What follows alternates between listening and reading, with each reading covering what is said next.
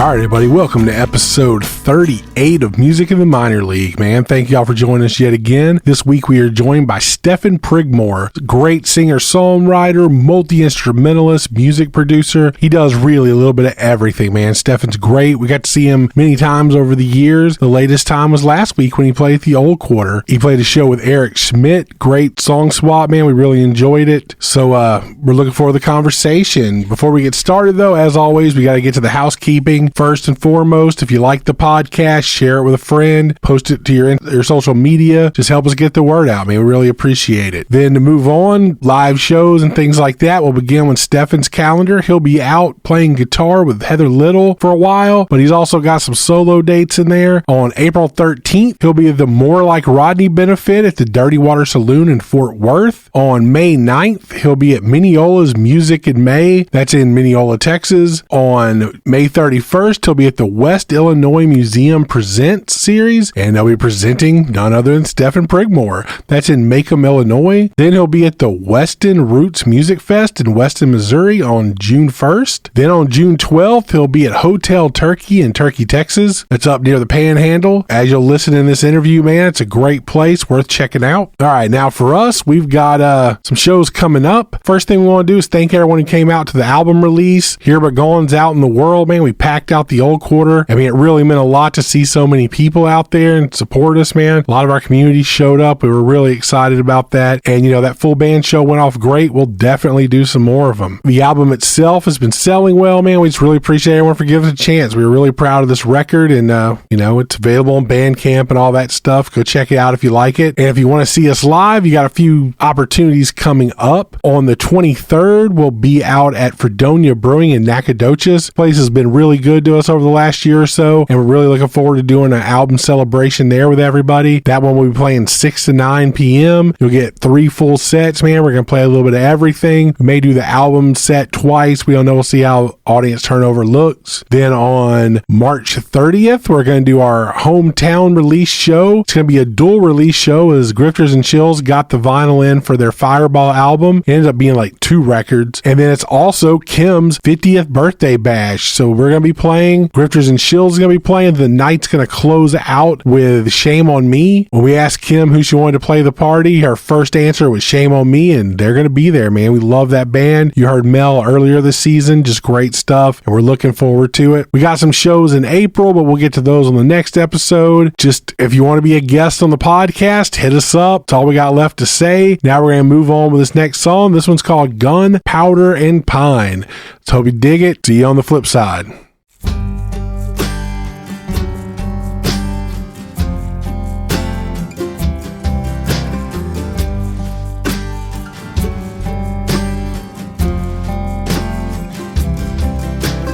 Choctaw chased out of northern Georgia, gunpowder and pine, fighting off Yankees in Louisiana bottoms, gunpowder and pine.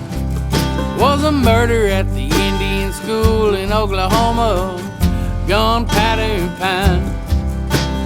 Hounds in the night out by Mineola, gunpowder and pine. Blown right out of my mind, but I set out looking to find. It would take a whole case and a barrel on the shoulder of a common home hold-up lost boy soldier just to leave them behind.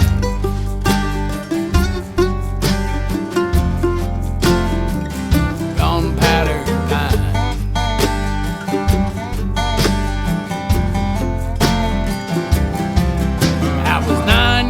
Old with a single-shot rifle, gunpowder and pine. Ran from all that and tangled with the devil, gunpowder and pine.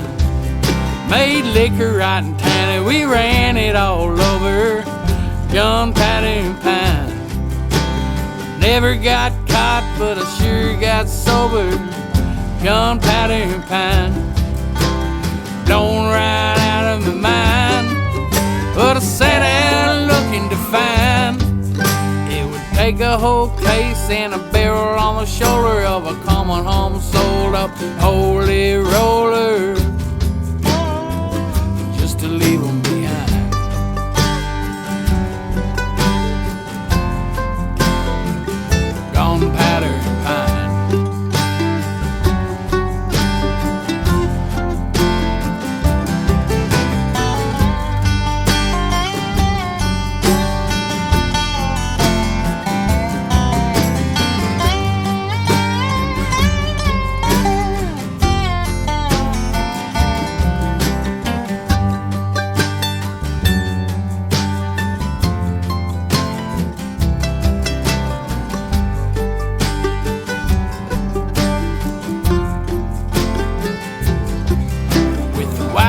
off, we're starting all over. Gunpowder and pine. Get up every morning with dew on the clover. Gunpowder and pine. Taste of the truth, reach out and hold her. Gunpowder and pine. Yeah, you tell yourself the truth and you reach out and hold her. Gunpowder and pine.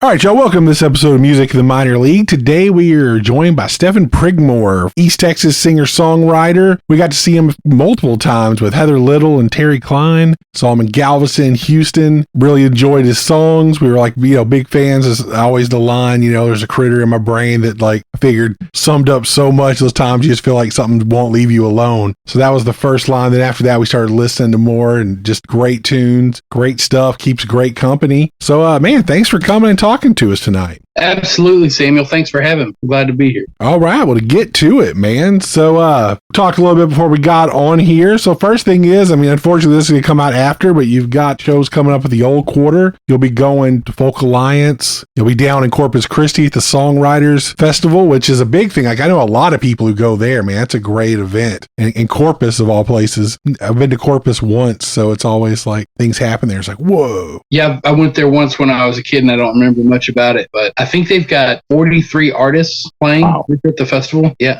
I guess by the time this comes out, it'll already have happened. Everybody needs to go next year. We'll say everything in future tense. Yeah.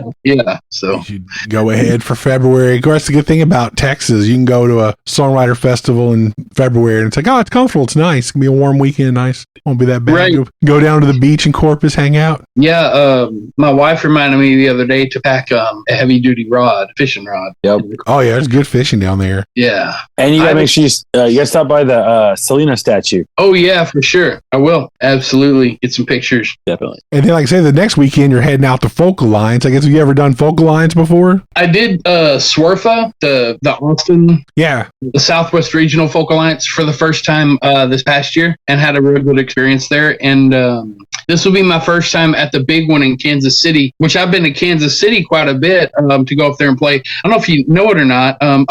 There was a Brightwire sticker at the Brick when I played the Little Brick. Yeah, we played the Brick, yeah. Yeah, but I go up there and play in Kansas City and around the Midwest about twice a year, I guess, and I love Kansas City. Like the folk scene and the folk community there it's incredible. It's just incredible. I was talking to my buddy Jacob Furr. Are you familiar with Jacob? I've heard his name a bunch, but I haven't ever seen him. He's real good. We were talking this afternoon about how in Kansas City, anywhere can be a venue, any space, a parking lot, a retail shop, somebody's front yard, an unused football field. Like they'll have a show there, It's pretty great.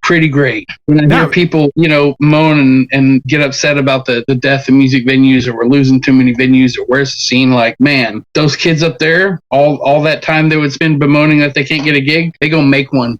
They just go make one happen, man. It's beautiful. That's pretty much, how a lot of people, we were young, man, in bands that couldn't get shows at venues. It was like, hey, whose parents are out of town? Who's this? Who's that? Go set up and play in like a kitchen, everyone in the living room watching you. It's just funny how that's changed. Like we know so many people who've done house concert series and stuff, and it always blew me away. I was like, man, I remember as a kid, like we'd get in trouble for doing this. And now you got upstanding citizens putting on concerts in their living room or backyard. Right. Yeah, and I mean, most of the people that play these house shows are pretty tame compared to like the old DIY punk rock show days. Yeah, true.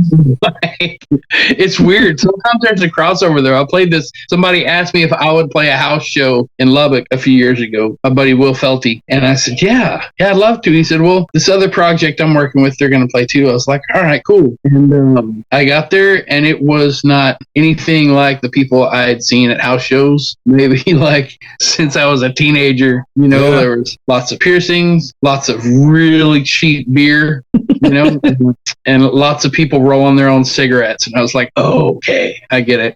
And so I got up and like played my sad bastard shit. And then it was like Ear Bleed 30, like in the living room. Yeah, one dude was playing like a Sovtek half stack. Oh my God. Yeah, it was cool though. It was cool. I tried to not say things that painted me as old as I am. Right. You know what I mean?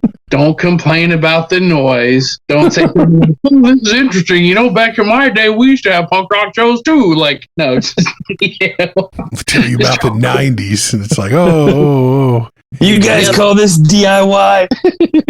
Yeah, man. There was I was having to catch myself like every 5 seconds to not date myself real hard. Where it's like, I'm cool. I belong here. Yeah, cool, man. Yeah. This is good punk music, man.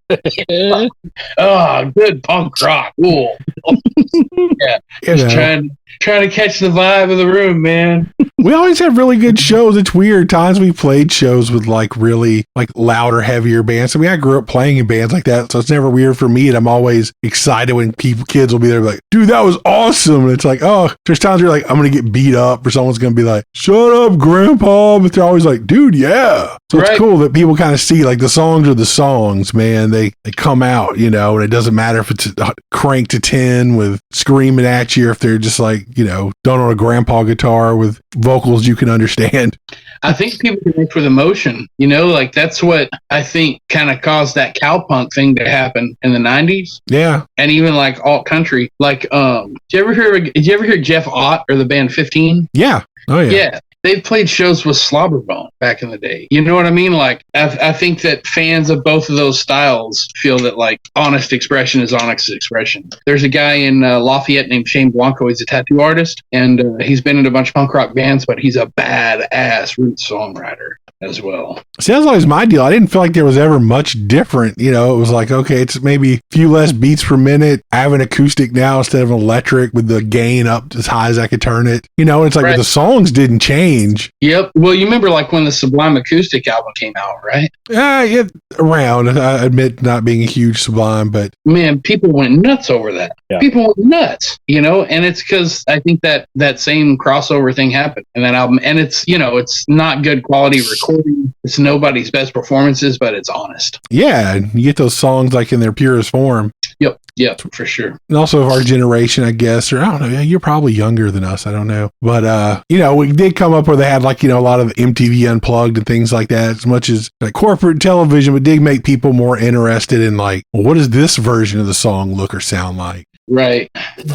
Yeah, I remember all the MTV Unplugged. Do you remember the VH1 Crossroads? Oh, yeah. Yes. Man, that was awesome. Man, that was cool. Just they'd show all kinds of weird, wild outsider stuff I never would have heard of otherwise. Like, that's where I first heard Core Blund. Yeah. Oh. VH1 Crossroads. I think KT Tunstall, that's where I first heard her, too. Okay.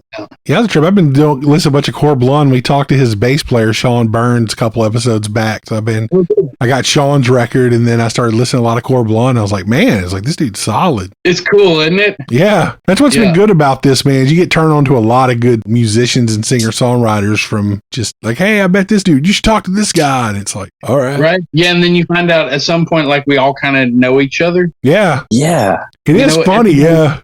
Yeah, we're all like 2 degrees of separation from like Willie Nelson or right. You do like the Facebook thing where it's like, oh, I'm going to add this dude since we know him now, and it's like you have like 83 mutual friends, and you're like, oh wow, okay, like he knows that dude. Right. It is a trip, man, to go through all that stuff. Yeah, we're all connected. Everybody's connected. Speaking of connections, like say how we ended up meeting you was because you were doing some shows with Heather Little, which I know she's up from around that area. So I guess how long have y'all known each other? Well, so I'm not from East Texas. I'm originally from Fort Worth. Okay. And I moved here right at the beginning of the pandemic. We moved to the town of and we were out here since then. And just this past spring, we bought our own place. We were renting till then. But so I'm from Fort Worth. Heather is she was living in Lindale, and she's kind of grew up all over between like Austin and like northeast of Dallas and Greenville and Lindale, Texas. But I think Guthrie Kennard put me and Heather in touch with each other probably in 2015, maybe 2014, I guess. And we to play together at the Opening Bell. Okay, yeah. Dallas. As a matter of fact, he had me and Jacob Furr play with her the same night. And that was the first night me and Jacob or Heather met. And Heather and I immediately became fast friends and really enjoyed each other's music. And then we've been playing together ever since. since, I guess this probably next year will be like years we've been knowing each other and playing together and stuff. Nice. Yeah, it's cool because y'all see y'all, man. There's like a good rapport there, and I feel like y'all, I mean, she's a hell of a songwriter, you're a hell of a songwriter, so they play off each other really well. Plus, it's that, a lot of interesting like turns of phrase and things like that. Like it was, I just remember seeing y'all, and it's like every other song was like, damn, dude, okay, yeah, that was good. Like, okay, yeah. We have a good time together, and I think we both inspire and encourage each other to be our best versions of ourselves. Which is, it's good to have that in people you play with, but in a friend, I think me and Heather and our friendship and our professional relationship is pretty rare and unique, and I'm real grateful for it. Like every day, and every time I get to play with Heather, it's like I'm reminded how lucky I am to have a friend like that to play music with. Well, like I said, for y'all, and you're gonna come out and play with her on tour. You're gonna play guitar for her. Yeah, she's got this incredible album coming out April 19th, I believe, and and I'll be out playing guitar with her and singing background vocals for her on shows to support that release. As a matter of fact, it's on March 29th. So you'll be playing with her on March 29th after the podcast airs. Yeah, March 29th at Old Quarter. Heather's it's gonna be the first like official release show, and it'll be the official release of the physical album. The streaming doesn't officially come out to April 19th, but everybody at that show gets a QR code to a free streaming link. Right on. Nice. And then I think we're doing it's on that run, and then we're coming back, and after the album comes out, I think we've got like a string of 6 or 7 shows through West Texas, and then later that month in May we're going to Louisiana, Mississippi, Arkansas. Oh, killer, man. That's great. I'm looking forward, man, because what's the Transistor Radio song? Like, that one's just like, for the first time I heard it, I was just like, oh, man, that is like just a killer tune. Isn't it great? Oh, man, I was just like, whoa. I think she broke that out the first time at that JP Hops House show with you and Terry, and it was just like, oh, man, like, all right, yeah. Yeah, I think that song kind of epitomizes what a lot of us that are in our sort of age and cultural demographic sort of feel, Yeah. I'm not going to give away y'all's or mine's age group, but a lot of folks in our age group, myself included, struggle with like promoting ourselves and social media and all the stuff that's out there when these younger artists just take to it like they're born into it. It's a struggle, for me and other folk, and I think that song speaks to kind of just walking away from all that and just being comfortable being yourself and being who you, regardless of any of that other outside anything at all, Yeah, I think with our age group, there's like that bit of like discomfort that comes from just like, you feel like you're just putting yourself out there too much. Like I'm overexposing myself. Not to you, like even in my discomfort, people are going to get sick of me. Like I'm just overdoing it. I'm imposing on people. But like kids, it's just like, yeah, it's what we do. We put everything online, and social media is like, it's not weird at all. We're still all right, man, I've kind of posted twice this week. Like it's probably too much. Like, I don't want to inundate everybody. Like, the artists you love, you ever get tired of seeing their stuff? Right. Yeah. Nope. Like, so they're not getting tired of us. The people that love you want to know what you got going on, See, that's a good way to look at it. It is always like, oh, I'm just being a nuisance. It's rare. Yeah. There's been a few people I've followed over the years. I'm like, and mute, like you post 17 times a day. I'm over it. Right. Right. But that's the thing too, is like, we should be comfortable with pushing the mute button on people that have kind of like overstated too much. Like there's like, that's what the young kids have going for them, is they're quick to be like, mute, I'll come back to you in a month and see what you're up to. Like that's okay. Right. Yeah. We can make it whatever we need it to be, really. Yeah. I think that's where our generation kind of struggles with social media, is because we're not new to it, but we're old school with it. Like, I remember I'm about to date myself here. I remember like with MySpace, man, like, it became this uncomfortableness, like when you would tailor it, because people are like, what? I see I'm not in your top 8 anymore. What does that mean about us? And I'm like, I just got a lot of friends, Right. Gosh, I forgot about top 8. Oh man, I'm glad that doesn't exist anymore. You get beef like straight up. Like, man, I'm glad you say BB boards. Oh yeah, man. I still got like message board buddies, man. I'm actually kind of stoked. It's funny, like a dude I've known for probably 23 years. We're doing some going to visit Kim's friend up in the Northeast and doing some like just duo dates, her and I, in like August, September. And I'm gonna go meet my friend Justin. That's like, we've known each other for like 20 plus years, have never met in person. like all from like bulletin board to like social media stuff. And it's like, cool, man. We've been through a lot together, dude. Talk all the time. And it's like, never have actually met in person. So it's going to be a trip, like, you know. Yeah, that's cool. Or this guy's been catfishing you for 20 years and it's about to get really awkward. It's a lot of work. Yeah. Oh, dude. He's going to be like, yeah, I'd love to meet you. Just don't bring your wife to the meet, please.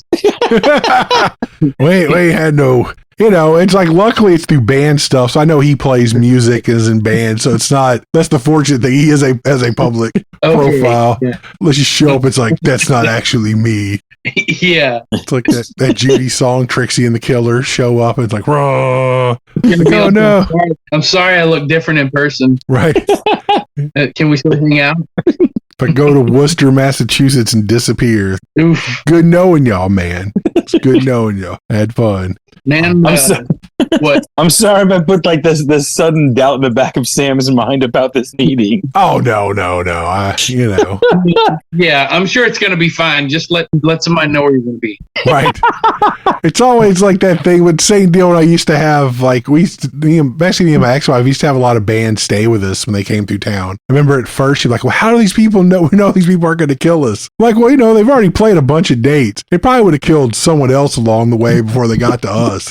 Yeah, Like, then you know. probably the band member first. Right. That's what I would have done. I would have, you know, there were a few times I wanted to like choke a bass player. Right. You know? Yeah, exactly. Long before I heard anybody that was kind enough to put it up. Well, I mean, time's over. Oh, yeah. You know. It was just always funny. Like, I don't know. I'm like, dude, it's fine. So if anything, they should be scared. No one's falling asleep at our house. Like, we have the home field advantage. It'd be easy. Arthur. If a band is staying at your house, you'd be like, well, for anybody in the band, there's at least like 3 people that can vouch for them. Right. You know, like if it's a 4-piece band, like that's pretty solid. Right. Yeah. Yeah. Kind of come with your own references. Like, see, it's okay. Right. He's okay. It's like, cool. Well, all right, man, let's cut to the things. Like I say, fortunately for, you know, running around seeing each other and kind of in a similar circle for the last few years, we don't know a lot about you. So I guess, how long you, like, what got you into music, man? How'd you start out? Well, my father was a musician. Okay, right on. Yeah. And so when I was like probably 8, I guess, I started playing drums. And I did that till I was, like really did it like in earnest till I was probably 15 or so. And around then I'd started playing bass. And so like I was with Dad in a group called Old Guard Fife and Drum Corps when I was 14, I guess. It was in band in school, and I started playing bass, and I had already been going out with Dad when he would have gigs. He played in like country and blues and cover bands or whatever. And when he played like a VFW or an American Legion hall, I'd get to go too because it's like all ages, family friendly, whatever. And I'd sit in on drums so Dad could dance with Mom or go out to the van and drink brandy or whatever. And then I started playing bass, and then we started playing in groups together. I would pick up filling gigs playing bass, and then when I got to be like, I guess 16, I started playing guitar. I had an old Silvertone banging around my bedroom for like 5 years before that, and I finally picked it up and picked up the Mel Bass book and made myself learn some chords and learned a bunch of country songs. And then I got into folk music, and then I started writing.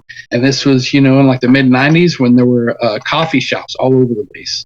And well, I know there's coffee shops all over the place nowadays, but they used to all have music in them. Yeah. And so I started playing coffee shops and stuff. It was funny. I didn't really like ever have any awareness that doing music was like now I love it and it's incredible and I'm so grateful that I get to do it, and it's a big blessing and it's a huge part of my life, and like I know it's awesome and I'm real grateful for it. Like back in the day, like when I was a kid, kids would be like, "What'd you do this week?" And I'd be like, "Oh, Dad played the cattle drive in Fort Worth, so I got to go with Mom and we went and saw Dad play." And they'd be like, "What do you mean saw your dad play?" I'm like, "Oh, well, you know, he plays drums." Like, doesn't your dad play an instrument?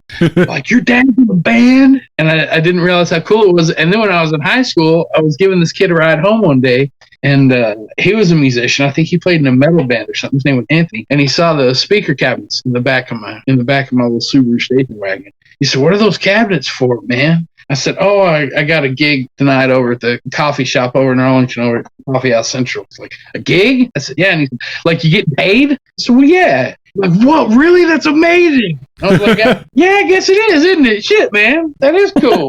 Right. I was washing dishes at a restaurant. You're out playing gigs, you know. Well, I did plenty of that later too, but it was pretty cool. And so I guess I've been doing it off and on for 20 years. 30 years. 30 years, I guess. There were in between, like hitchhiked around the country for a few years. I tried heroin for a couple years. Worked for a guy that did cash personal loans over in South Fort Worth and did his collections for him. And finally got back around to being a version of myself I like.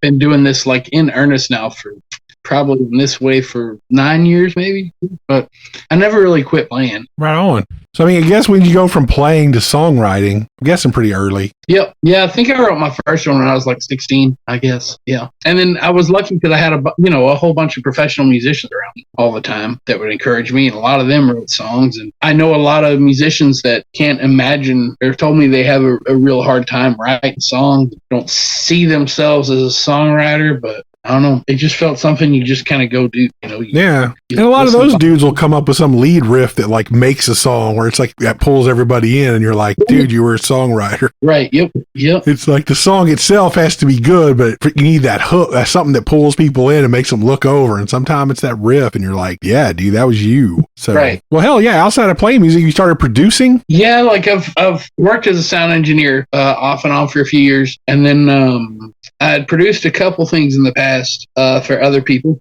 And then one was my late friend Rodney Moore. We made a record for him at my old house in Weatherford. I don't know if you know where that's at, kind of west of Fort Worth. Okay. Before we moved to East Texas. And one of our mutual friends, Scott Womack, asked me if I would produce some songs for him here in our house out here. And I said, sure. And he came out and we did it. And Tips and Obermiller. I don't know if you heard them. Yeah. Yep. But I produced their last record. Oh, killer. Not the one they've got coming out now, the one they put out last year. Yeah.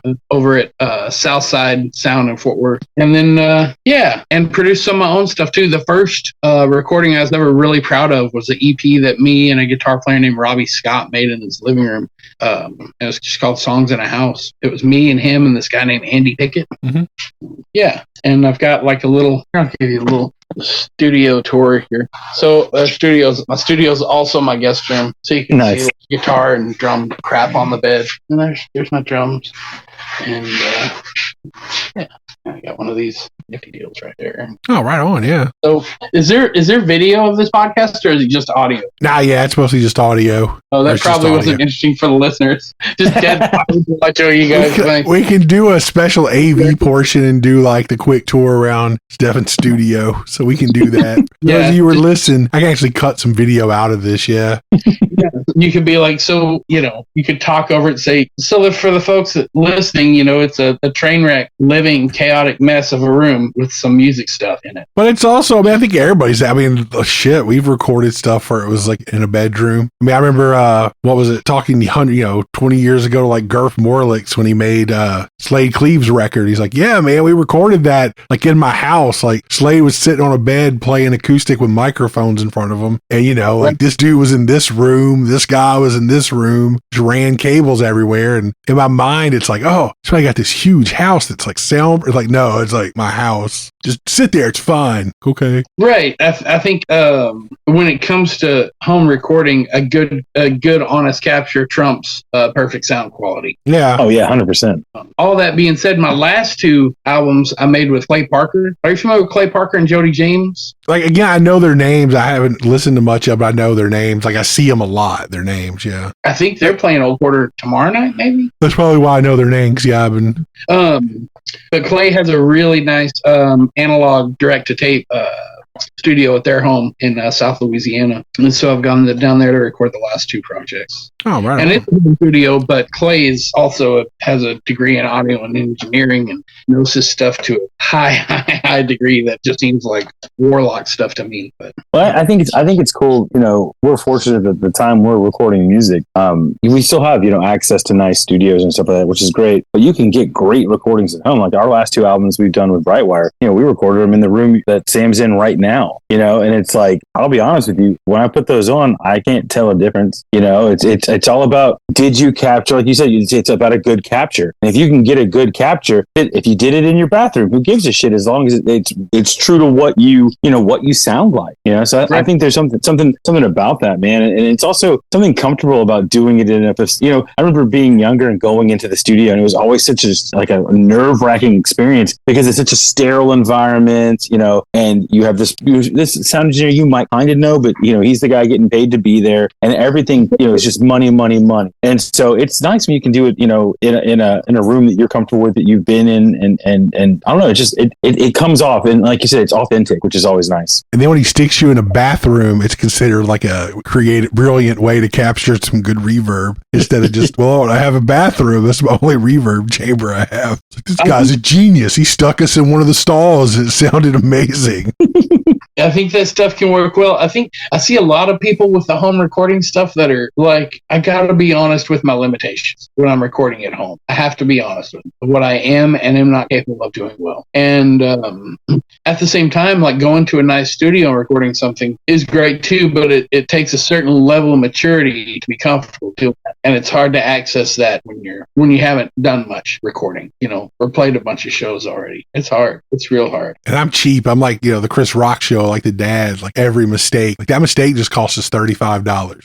All right, I can't make it. The whole time you're playing, it's like, hand up. It gets robotics. You're like, hand up, make a mistake. Every mistake costs money. It's like, there, I did it. Trying to be emotive. Yeah, because it's like, no, we just have to go through and do it, because if we play at the wrong time together, we're not like right on like a click or something. It's like, well, I spent 30 minutes. That was $75 down the drain. Cool. All right, let's start over. Well, I used to have this Southern rock band called Whiskey Jack.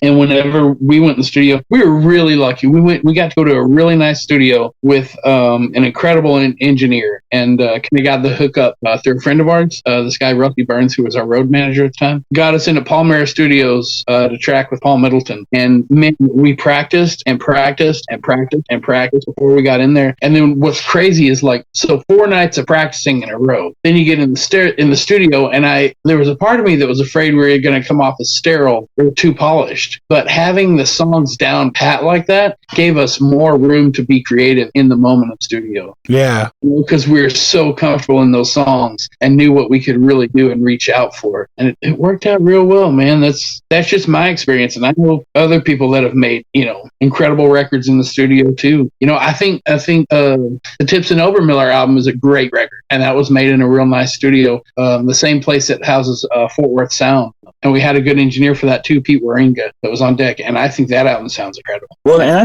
think that's the thing too, is when you're in the studio, getting the right sound engineer. I think a lot of time, young bands, young musicians don't know that, hey, you're the one, you're paying the bill. So if you're not vibing or you're not happy with what you're hearing with that person, there's nothing wrong with being like, I need to pull up stakes and go somewhere else. Like it's your creativity. And I think too many people are like, well, I've already committed. No, you didn't commit to shit. Like if I remember my last band I did before Brightwire, we recorded our second album with me on it, and we recorded it, and we weren't happy with it. Like we were just not happy with it, and so we told the engineer in the studio, like, we're going to come back and re-record the entire album. We weren't happy with how you did it. It's not what we wanted, and that's what we did. And because at the end of the day, it was our money, and it's like I wish more people would your art. Yeah, exactly. Don't compromise your art. Yeah, you want to be happy with that. The last thing you want is to put all this money and time into it and hate it, and never want to listen to it. That sucks, dude. So yeah, man up and say, hey, no, I want to redo that, or I want to try something different with that. Yeah, gosh, if I could tell younger me or man, whoever's out there listening that makes music, it's okay to want to make an album that you like, that you enjoy. If you have a beef with it, the only one that's going to say something is you. Right. Because it's your thing and your creation. You have every right to speak up. And that being said, trust your sound engineer. True.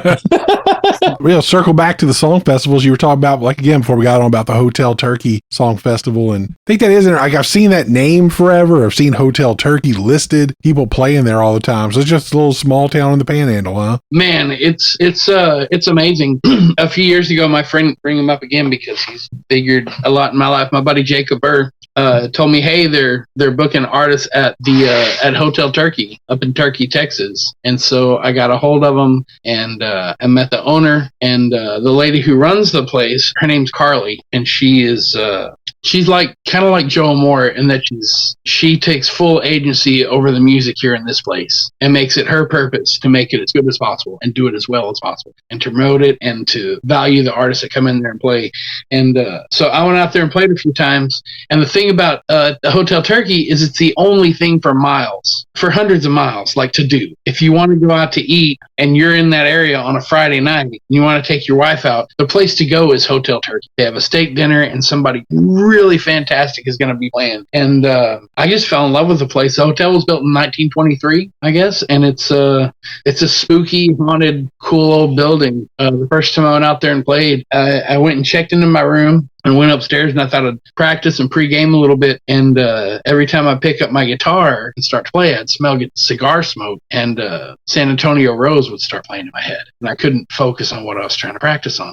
And then when I quit trying to play, I wouldn't smell cigar smoke, and I wouldn't hear San Antonio Rose anymore, right? And I pick up my guitar again, and cigar smoke, and my head just filled with deep within my heart, my melody, right? And so Turkey, Texas is the home of Bob Wills. And every year they have a big event there in Turkey, Texas, Bob Wills Days. And it's 3 days of just Western swing madness, and Asleep at the Wheel plays usually, and Urban Pioneers, Jason Roberts, and the Texas Playboys. And so anyway, I've been going out there and playing for a few years. And then it occurred to me that this would be a really great place to do a songwriter festival. And so then one year, it was 2 years ago, on the way back from Red River Songwriter Festival, me and my wife stopped and stayed the night at Hotel Turkey before coming home, and we got to talking to Carly, who runs the place and does all the booking, about putting a festival together there, and she loved the idea, and so we did. And last year was our second year. This September will be our third year for Hotel Turkey Song Festival. Right on. Yeah, it's real good, and it just keeps getting better. Last year, the real magic moment was Heather Little and Courtney Patton playing together. Oh yeah, that'd be killer. Yeah, and they both, they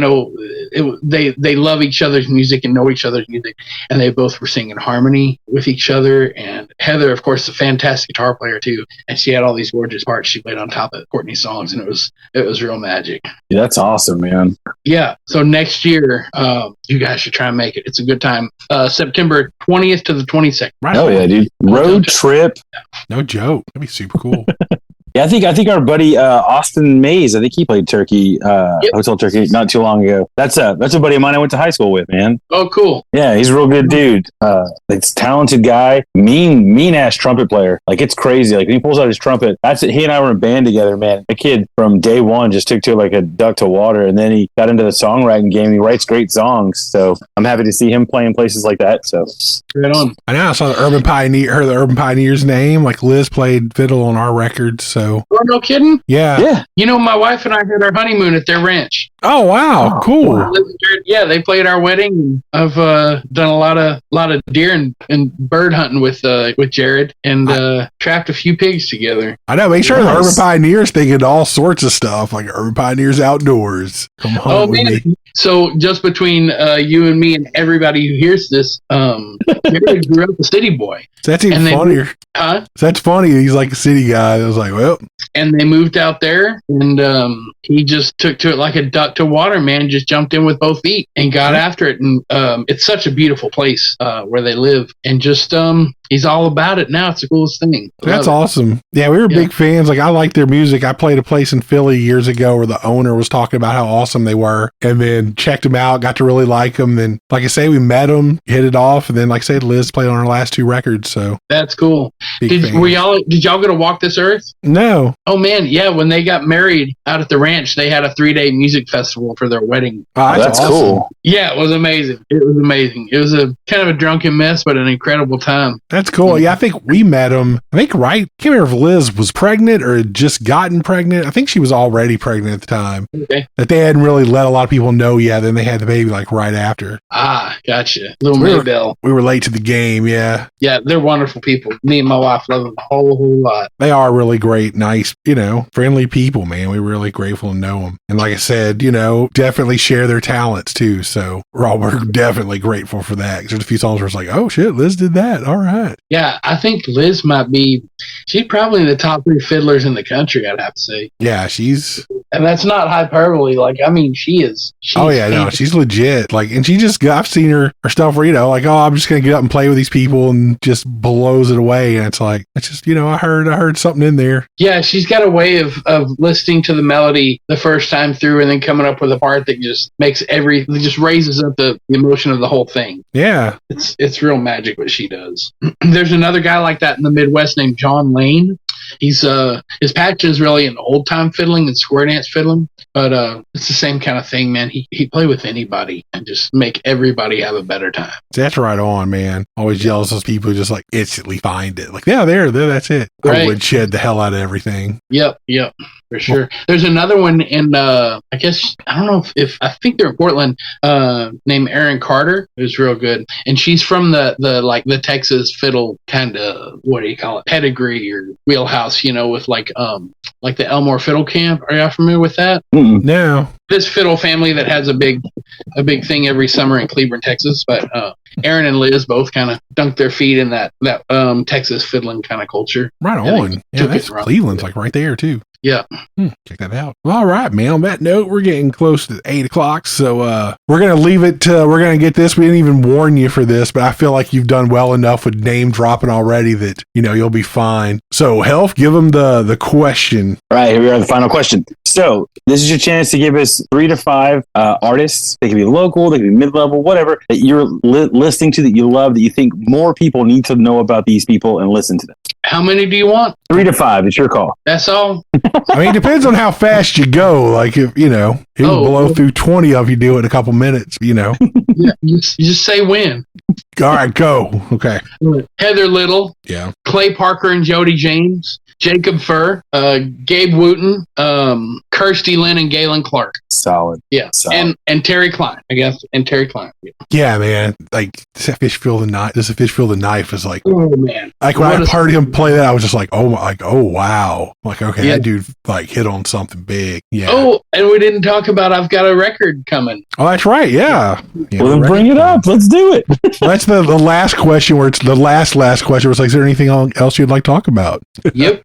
I got a small little 1-album deal in the works with a small label in California. I'll be going out there in July to record it, and right on. That's awesome, man. I know it's good. I'm actually doing it where you're not having to throw in all the money and everything, so that helps. Yeah, it's amazing. It's a giant blessing, and I can't believe it. Like when I was discussing the details with one of the producers, my wife was here in the room, and I was like, "So what would it look like?" And he's like, "Well, you come out here and record it," and then we talked about what sort of production. In the meantime, sent me songs. We'll listen to them. Got the phone. I was like, "Baby, Brian wants to make a record with me." She said, "What's that look like? What's it cost?" And I said, "Well, told her what the deal was. It doesn't cost us anything. They're actually taking care of it, doing it." She's like, "Baby, that's an album deal."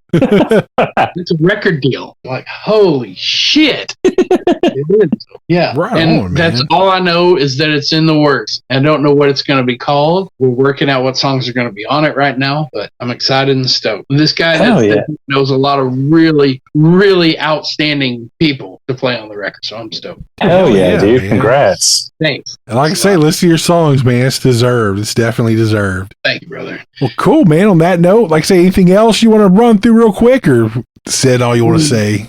If any of y'all are going to be around Missouri, around June 1st, I'll be at the Weston Roots Festival in Weston, Missouri, a little bit east of Kansas City. Right on. Yeah. And also see you'll be at the Lubbock Listening Room in Lubbock on June 13th. Yep. And just today I was talking to Carly. The night before I'll be at Hotel Turkey. So if you want to hang out for a couple days, we could hang out in Hotel Turkey and then we'll all roll over to Lubbock. Yeah. Hell yeah. Cool, man. Well, thank you for taking the time to come talk to us, man. Thank you so much for having me, and thank you for creating and curating the show, man. It's a great thing that you're doing to shine a light in a lot of places that it needs. Cool, man. I appreciate that, and hopefully we'll do our best to see you on March 14th, man. All right. I'm looking forward to it, Samuel. All right, man. Have a good one. All right. You too, guys. All right, bye. All right, y'all, that does it for this episode of Music in the Minor League, man. We hope you enjoyed the episode. We had a lot of fun talking to Stefan. Be sure to check him out on the road. Again, he's on the road with Heather Little playing guitar on her album release shows, which you should be at those shows, man. Heather Little's great. And then keep an eye out for Stefan's shows coming up. Follow him on Instagram, on Facebook, wherever you can. Stay up to date. It's the best way you can support a lot of these artists. Give them some spins on whatever streaming service you use. Pick up a record, order a t-shirt. Is there anything you can do to help people out, man? It keeps independent musicians on the road and able to do what they keep doing. All right, man, on that, remember, if you want to be a guest on the podcast, hit us up. If you like the podcast, share it with a friend. Help us get the word out. We'll see you next time. We're going to leave you with this song. It's called Door Girl. See you next time. Bye-bye.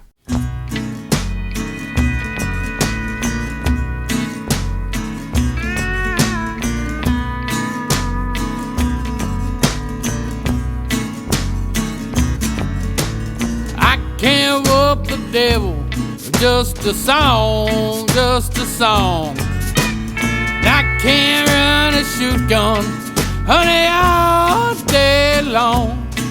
Well, I can make you biscuits till cows show up. Tell you all you wanna know about a liquor cup. But there's something in the way. In the way, I can't get you, babe. Can't get you, babe. Door girl, so pretty and so small. Like to call me honey, but I can't call you at all. Well, don't act like bitch and woo. Old folks like to rock. Me, I like to do it in just my t-shirt and my socks. But it's something in the way, in the way. I can't get you, babe. I can't get you, babe.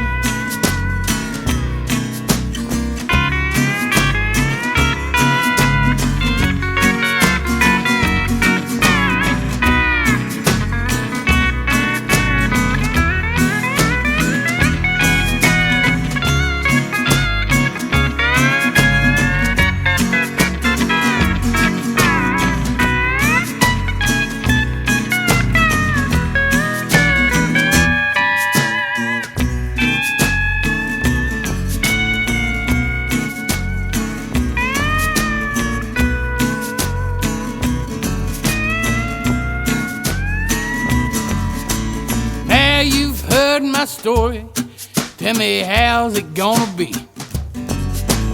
Bring it on down to my house, let me roll you like the sea. Well, you can leave your shirt on, you don't have to wash my socks. You don't have to worry, honey, I've been checked for monkeypox. But there's nothing in the way, in the way. I'm gonna get you, babe. I'm gonna get you, babe. Here I come.